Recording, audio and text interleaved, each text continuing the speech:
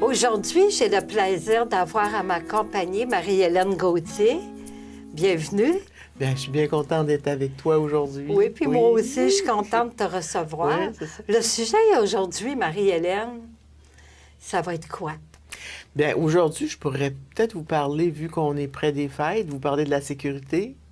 Oui.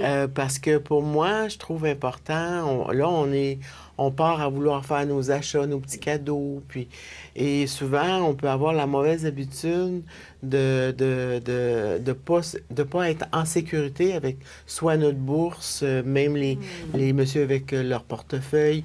Fait qu'il y a, il y a beaucoup de façons de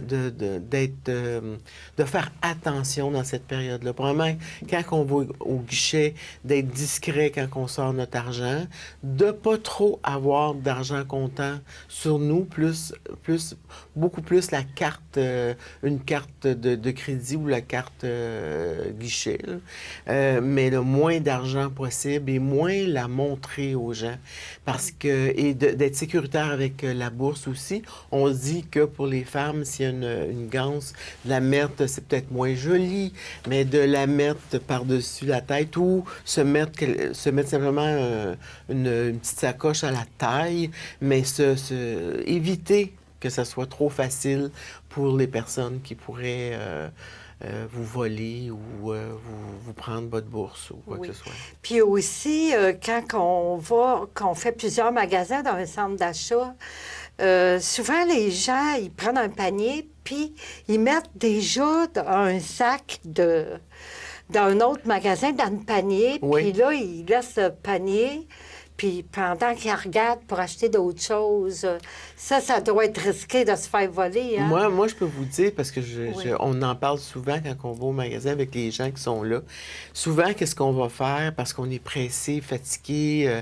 On va laisser notre bourse, premièrement. La première chose, on la laisse dans le panier. Puis à un moment donné, je vais aller chercher, je vais laisser mon panier là parce qu'il y a beaucoup de gens. Je vais aller chercher la boîte de quelque chose.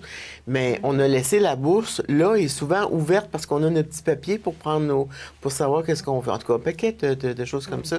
Et ça se fait dans une seconde. C'est pas long. C'est pas long, là. Quelqu'un qui passe à côté et se faufile après. Des fois, ils sont deux personnes. Alors, et justement, quand on va ailleurs, il y a souvent qui vont prendre votre sac en arrivant, justement, pour pas avoir de sac extérieur. Mais s'ils vous laissent rentrer, oui,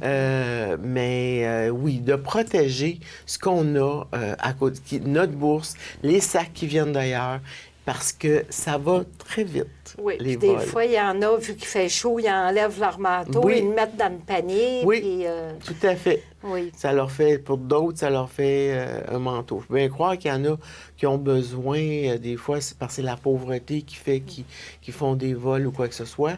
Mais je pense que d'aider les personnes dans le besoin, il y a bien d'autres façons que de se faire voler. Oui. Alors, je pense que si on tient à notre manteau ou nos choses, mais il faut les protéger. Oui. Puis aussi, je pense, il y a souvent dans le temps des fêtes, il y a des gens qui sont seuls. Qu'est-ce qu'on peut faire?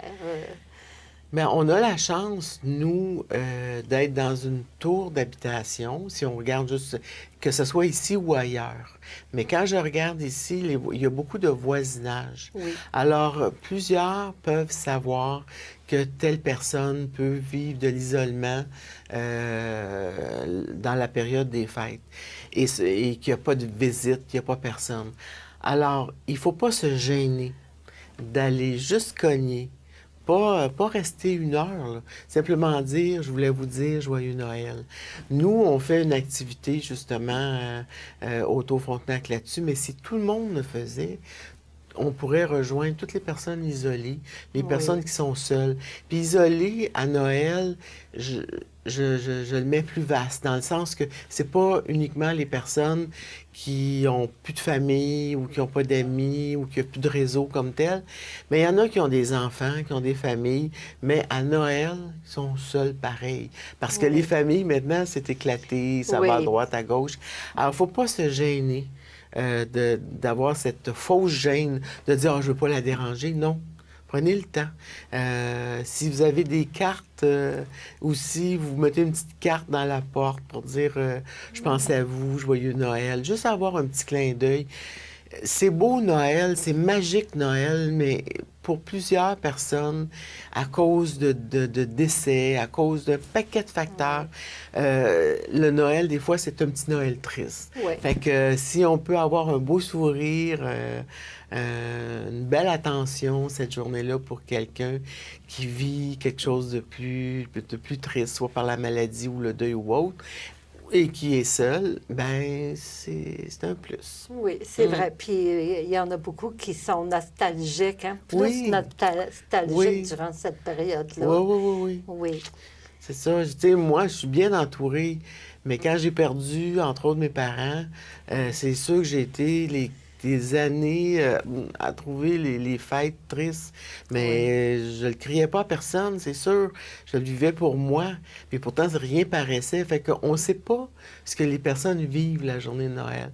Fait que avoir dans cette période-là, et principalement Noël, un sourire à chaque fois qu'on rencontre quelqu'un, vous savez pas tout ce que ça peut apporter à la personne. Oui, le bien que Le ça peut bienfait faire, que ça le fait. baume Oui. que ça leur donne là, Tout à à fait, leur oui. cœur. Là. Oh, oui. Oui, fait qu'il faut rester aussi à l'affût là, hein, des gens là, qu'on côtoie dans les tours. Hein, Oui, des fois, mais c'est pas hein. difficile, hein, parce que dans le Ouais. temps des fêtes, on est beaucoup plus sensible. Oui, Puis on est plus à la guet de ça. Pour nous, mais évidemment pour les autres. Donc, il s'agit juste de s'ouvrir un petit peu notre grand cœur, puis le petit sourire peut faire toute la différence. oui, c'est vrai.